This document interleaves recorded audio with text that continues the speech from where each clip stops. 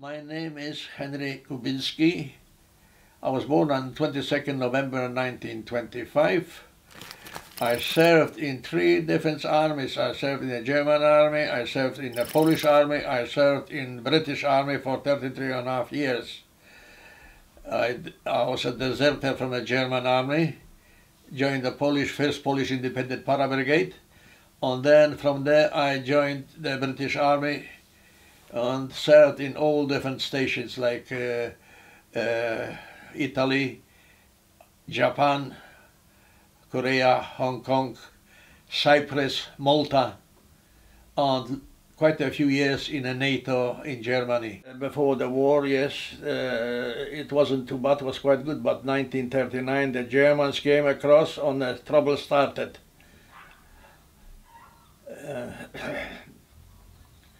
I got involved in, when the Germans came to our village, they knocked the sign, the name of the village, and there was a Polish eagle on that, and they knocked it down. So me and my friend, we decided we was going to put it, didn't realize the consequences, and we put it up. Next morning the sign was up, something about 200 yards from our home. Father looked out, blooming German was there trying to knock it down again and trying to find out who put it up. My father called Henry, did he take part in that? Oh no, but not, he knew very well. Me and neighbor. Same day they packed me my pajamas and that, and took me, in the evening took me down to the railway station Rynarzewo, Bydgoszcz, Poznań kolej, and off to Grandma. So I wouldn't be, but they expected they would come and beat me up or do something or even kill me. So I had to leave home, and I stayed away for all the winter till November, till October, end of October I think it was, until till end of March. End of March, Grandma was forced off the farm. They was taken to work on the different German farms, and the Grandma farm was taken over by German family. And Grandma said quietly, Henry, go run home. Off I went, back home. So I had no option, I had to go home. I got home. I found out my older sister was picked up in the street, taken to Germany, hard labor. The younger one was 12 years, was put to the local German farmer. Our farm was supervised by the German. They called him the Treuhändler. Father wasn't allowed to do what he wanted, but he had to do what the German told him. It was all hush-hush, they didn't tell us where he was going. And we were sure he was going to the thing, but next morning we woke up in Koblenz, which was wrong direction. We should have gone Berlin and Poland. So we all was singing away there. I was very happy. Was going into France as a German occupation force. And I was stationed there between Dunkirk and Calais for quite a while. A few months in Lille as security for the German army headquarters there. And then we had the D-Day landing. D-Day landing. They moved us to Sandomir. From Sandomir we went straight down to Cherbourg, and that was our chance.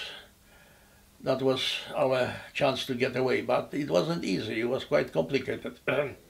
We was against English, we knew, we was facing the British troops, and they used to come, we was in like a trench 2 or 3 meters deep, on 2 meters you could drive a horse and cart in that trench there.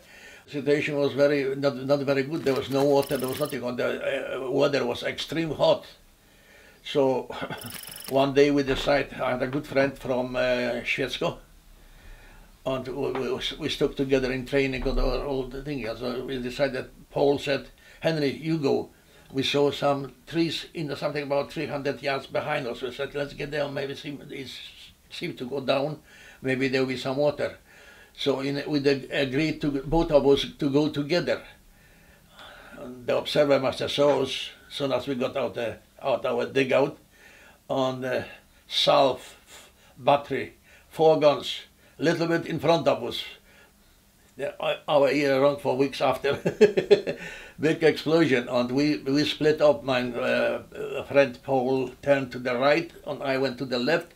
The guns separated as well, 2 guns firing at him and 2 at me, you see. And we managed to, without a scratch, get away. into our dugout, but no water. In the end, we managed to get a little bit of water in the trench we was hiding away.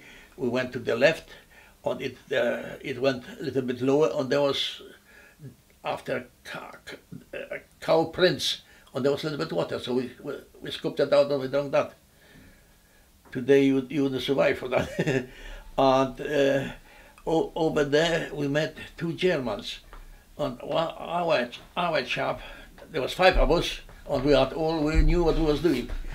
And our chap said to the Germans, "Are you coming with us?" So he gave himself away what we was doing. So there was no way back now. We had to go, and quick. The old German wanted to come with us, but the young one definitely no. Now we was in trouble. So we tried to run to the British lines, and we expected to meet face to face with the English. Somehow we got right behind them. There was 5 Poles in the German uniforms, and maybe 10 meters behind them. And they was very busy. They had the binoculars watching the front line, and who was behind them, we could have took him. The Germans would have given us Iron Cross, because we would have but we didn't want to take him. We want they to take us. But it took quite a while, and we tried to whistle and that. We couldn't make a contact with them. The noise was extreme. And one of them picked some pebbles, small pebbles, started throwing. They must have hit one of them in the face or somewhere. And they turned with the gun, but they was quite good because they could easily pull the gun, you see, when they wouldn't be here that day. And they told us, naturally, we threw our rifles away then, and they told us to settle down, and one by one, and that was the war over for us. I think 1 week was there in France, under British as a prisoners of war, and then a lot of tanks came across on the ships. They unloaded, I think it was magic, and they was unloaded, and they put us on those ships into England. We landed, now I know where it was Marchwood. It's a British port, army port there in Marchwood near Southampton. We spent 1 or 2 nights over there, and then they put us on a train and off to Yorkshire, German prisoners of war camp. It was there. Over there, Polish officers came, Poles 1 step forward, and we came on that was when we had a short interview. After that, our names were changed. Like tonight, they give us, pick yourself out what you want to call. Tomorrow morning, we're going to put them down. So Kubiński, I give myself Kubiński, and my auntie was Kubiński, so Kubiński. And he looked at me, old captain in administration. Kubiński, we had enough Kubińskis, everybody wants to be Kubiński. What was your mother home name? Rushin, you are Rushin from now on. That's the way, yeah. So the names was changed, place of birth was changed. I was born in Vilna, I never been to Vilna, didn't have no idea. Still remember, they tried to work out something which you could remember, you see. I was born on 22nd, number 22, ulica Rolna, Vilna. That was my new address. And then he said, right, remember that, otherwise it may cost you life if you don't remember that, if you get mixed up. 1945, 8th of May, the brigade went across to Germany as an Allied occupation force. First we stayed in a place called Kleve, just across from Arnhem. And later on 6 weeks, I think, so after 6 weeks we moved down to the HQ was in a place called Belsenbrück. And we were scattered all around there. We stayed there till 1947, to be exact, 16th of November, we went back to UK, we joined the Polish Resettlement Corps. We had to sign on for 2 years. On there we went complete under British command then. That was, Polish army was finished. In meantime, in the resettlement, the English recruiting team came around. Churchill said those which served under British command during the war could join the British army, because actually they tried to get ready of us, you know, coal pits, all different jobs. And they said, well, if you want to, you can join the British Army. So naturally, no home, no mom, no dad. Hand went up 1 week, and it was me and my friend was in the British Army. Signed on for 5 years on 7 reserve. And it worked out all right, because shortly after they sent us to Trieste. Trieste was a free city of Trieste on Venice. And Tito wanted to take over it as his port. And the British and Americans didn't allow, so they put a lot of troops into Trieste. And me and my friend Walter was sent to Trieste, and we stayed there for 5 years. Lovely station, used to walk to 1 o'clock, after dinner early, and we used to go swim on that, enjoy first class place. Well, and it's finished in 1954. Our 5 years was finished, was sent back to England to be discharged from the army. And I came to Leicester because my friend was living here, so that's why we came to Leicester. And looking for a job, I was offered as a coach bus driver in Leicester, £3.50 per week. And I used to get £3.50 in the army, and I had a free accommodation and a free everything. So naturally we worked out, army was better than this job in Leicester. So me and my friend jumped on a train off to Aldershot, and when we got to Aldershot, we met our Sergeant Major who was with us in Trieste. He looked at us, Sergeant Major, very important person. He said, what the bloody hell, what you do there down here?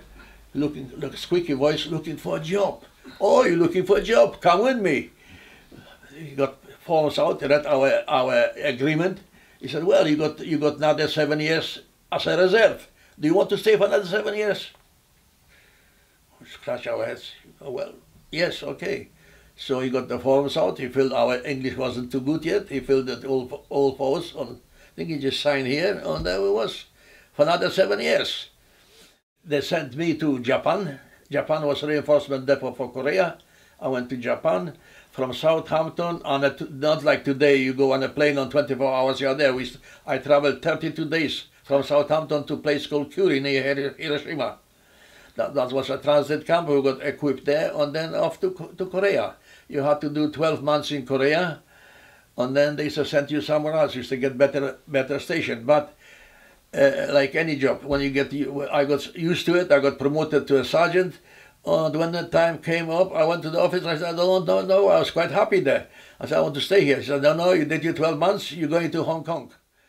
I came there, I had to be retrained because amphibious was at sea. Our trucks, everything was painted battleship grey. And we was retrained, you had to learn semaphore, you had to learn signals, nuts and thinking everything else. So we got retrained, and I got retrained there too as an amphibious, as a sailor. And I served there for 5 years, and after 5 years they sent me to Germany, NATO. I went back to the ordnance transport then. Yeah, and after that, I finished in Devon. I went to NATO in Germany. I went to Tank Transporter Squadron, which had employed 500 Poles, Czechs, all mixed, called Mixed Service Organization, MSO. And my job was as a liaison officer there. Good job. And when I finished over there, they was looking for somebody who speaks English, Pidgin English, Polish and German. Again, my hand went up. I went for interview, I got a job. I was extended for another 10 years, on 10 years straight off. My service was finished with the army, and I was extended for 10 years. And that's why I served in the British Army for 33.5 years. I came back to Leicester for the mob. I was discharged from the army on the 21st of May 1981. And I started to work for AA. We settled down in Leicester. The reason was because our two sons, one of them was in college in Loughborough and one was in Melton Mowbray. That was the reason we settled down in Leicester. Yes, and I worked for the AA for 8 years, and I retired in 1990, November 1990, when I was 65 years of age. I wanted to carry on, but they said, no, you did your years, I had to go. Today I could carry on working, but they said that And then they said no. There was big settlements in Leicester, yes, and there were the SPK, Polish club, Polish combatant club. And there was quite a number. They bought themselves their own house on that. We had quite a big settlement in Leicester.